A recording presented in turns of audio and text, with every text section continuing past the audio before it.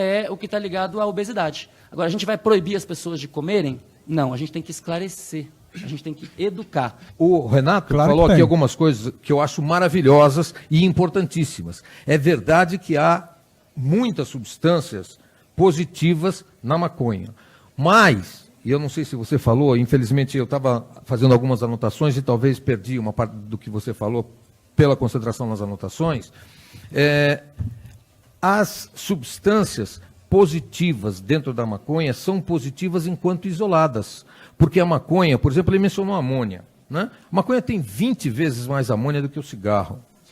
20 vezes Não, mais peraí, a do que o amônia é cigarro. colocada A maconha- artificialmente na maconha. Hã? A maconha é colocada artificialmente na maconha Sim, que vende no... a maconha tem...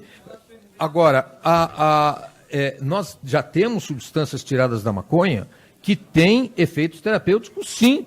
Se alguém disser que o marinol não tem efeito terapêutico, é estúpido. O marinol é o THC sintetizado, que é usado para alívio da dor, é usado para alívio de efeitos de quimioterapia, é usado para alívio de náuseas. Agora, a grande maioria dos usuários não quer marinol, porque marinol você toma um comprimido. Ele quer fumar.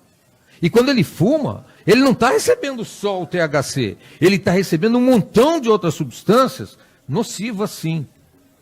Absolutamente nocivas. Isso eu acho que todos aqui na mesa já concordaram com isso. Não, eu não acho que concordo, não. Um exemplo que foi citado aqui, que é o marinol é THC, né? O THC é o principal componente psicoativo da maconha. Aí tem uma questão. Quando, por exemplo, uma forma de usar o THC é para ele aliviar o sofrimento de pessoas que estão fazendo quimioterapia, que é um sofrimento, não tenho dúvida, terrível. Muitas mães certamente não hesitariam em dar maconha para o filho se soubessem que o resultado seria o que de fato é, um resultado de alívio completo desse sofrimento, que é o seguinte: a pessoa toma a quimioterapia, na verdade o que ela está fazendo é estar tomando um veneno, só que é um veneno que está no corpo dela para impedir que células se reproduzam, só que impede que todas as células reproduzam, inclusive o câncer. Então, é um tratamento que, na verdade, só está estacionando a pessoa numa condição de doença para prolongar a vida dela, mas é um mal-estar muito grande e a pessoa tem um enjoo tão grande que ela não consegue nem, às vezes, engolir uma pílula. E o que acontece é que, mesmo que ela engula uma pílula, por exemplo, de THC, o THC ele é fantástico porque, ao mesmo tempo que ele inibe completamente a sensação de náusea, ele aumenta o apetite. E não só aumenta o apetite no sentido do comportamento apetitivo, de ir buscar, de ansiar pela comida. Ele aumenta o gosto que a pessoa tem, o prazer que ela tem comendo e demora mais para a pessoa se sentir saciada. Então, efetivamente, as pessoas que usam o THC para tratar a quimioterapia, elas têm uma melhora não só de ganho de peso, mas de prognóstico, porque, obviamente, há um ganho de qualidade de vida. Mas qual é o problema do THC para muitas dessas pessoas? O problema é que o THC, quando você toma uma pílula de THC, o que você está tomando é um padrão de dose que foi tirado por uma estatística de um grupo muito grande de pessoas, que não é você, para que tenha uma janela terapêutica no qual qualquer pessoa que tome de um determinado peso vai funcionar.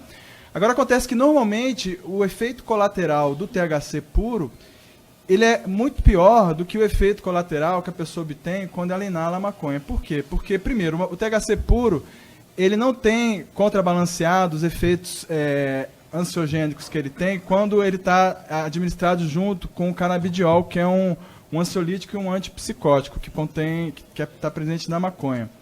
Outra coisa é que, como a pessoa toma uma dose que vai demorar a fazer efeito e é uma dose mais ou menos chutada, essa pessoa ela acaba reclamando muito, isso é pesquisa, elas reclamam que o efeito de sonolência é muito mais forte quando elas tomam THC. Por quê? Qual é a comparação que tem? A comparação é usar a planta maconha padronizada, claro, tem que ser uma linhagem de planta padronizada, vaporizada. O que é vaporizar? A planta ela é aquecida a um ponto onde ela libera os princípios ativos que ela possui, então você obtém um extrato gasoso de maconha. É isso que o vaporizador faz. Quando a pessoa inala esse extrato gasoso de maconha, ela instantaneamente vai sentir o efeito, porque a via pulmonar é uma das vias mais eficientes que tem de administrar uma droga em uma grande quantidade, porque a área de superfície, né, entre os alvéolos e a circulação é muito grande. Então, com isso, a pessoa consegue dosar para o seu próprio problema, porque o que importa na farmacologia, a grande vantagem da farmacologia, de você ter sistematizado o isolamento de um princípio, é você poder ter uma relação dose-efeito conhecida. E no caso, o uso inalado da maconha é o primor dessa possibilidade, porque o efeito é o bem-estar que a pessoa está procurando tomando a droga. Como inalando ela tem um efeito em cerca de 10 segundos, ela consegue dosar o mínimo que ela precisa para aliviar o sofrimento do mal-estar e poder, então, se beneficiar do efeito terapêutico da maconha, sem ter o problema de arcar com o efeito inconveniente do excesso de sonolência que a pílula do THC causa. Quando você isola o THC, você está perdendo uma série de interações sinergísticas com outras moléculas que potencializam efeitos benéficos dele. E, por outro lado, está tendo a perda de interação de moléculas que contrabalanceiam efeitos indesejados do THC. Como eu disse no início, quando você não tem nenhum controle sobre a planta, isso obviamente causa problemas. Mas hoje em dia que existe toda uma biotecnologia extremamente avançada no Brasil, inclusive, é relativamente simples você produzir plantas balanceadas para você otimizar para aquela determinada função. Entendeu? Por exemplo, se você quer usar uma planta para facilitar a vida de uma criança que é epilética, a epilepsia, ela, além de ter as inconveniências, por exemplo, da convulsão, se ela for muito severa, ela causa dano cerebral, certo? E esse dano é progressivo. Então, é preciso se avaliar a relação custo-benefício da maneira como você pode medicar essa criança. Em alguns casos é tão severo que eles removem um hemisfério inteiro da criança para que ela não sofra as consequências de ter esse hemisfério propagando a convulsão para o outro e destruindo o cérebro. Então, você tem que balancear como que você vai cuidar de uma criança, um problema neurológico, que é um problema crônico. Qualquer remédio que você for dar para reduzir convulsão, ele certamente vai reduzir determinados desempenhos cerebrais.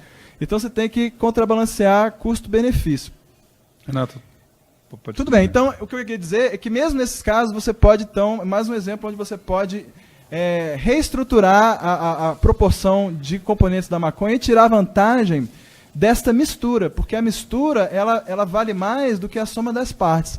Às vezes não, às vezes é melhor você isolar quando você quer um efeito isolado, mas nem sempre é o caso.